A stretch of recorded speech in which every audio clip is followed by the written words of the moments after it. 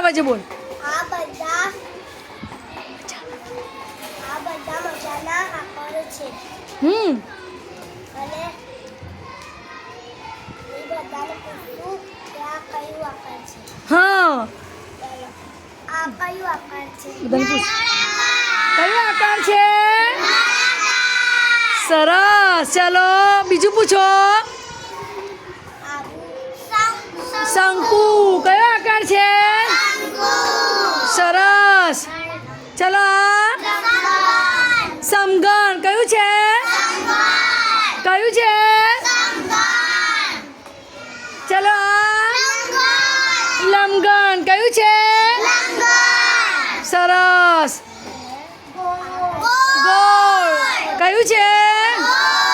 શાબાશ. ચલો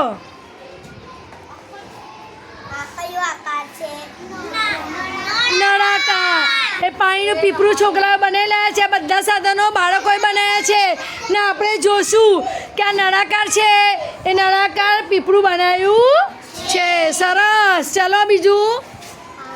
ચાલો સમઘન. કયું છે? કયું છે? હા. ચાલો ખંજરી. સરસ. તમને તો બધું આવડે છે. શંકુ. શું આવશે?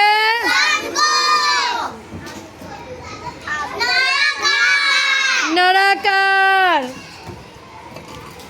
ચલો આ કયો આકાર છે? ગોળ. ચલો કયો આકાર છે? જાનનો થડ છે. નળાકાર. કયો આકાર છે? તો આપણને ખબર પડી ગઈ કે નળાકાર, શંકુ, ગોળાકાર, સમઘન અને લંબઘન એ આકારોનું આપણે શીખવવાનું છે. હવે અહીંયા સમજી લો. આ લઈ લે. આવા લંબઘન છે. શું છે? હવે એની સપાટી ગણો. હળો સપાટી ગણો. 1 2 3 4 5 અને 6. કેટલી સપાટી છે? ચાલો હવે ખૂણા ગણો. 1 ઉપર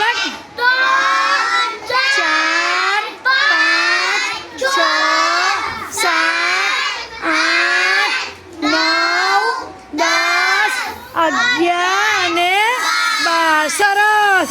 ચાલો હવે ધારના ખૂણા કરો. ધારના 1 2 3 4 5 6 7 અને 8. તો આપણે ચોપડીમાં પણ આ પ્રમાણે પૂરવાનું છે.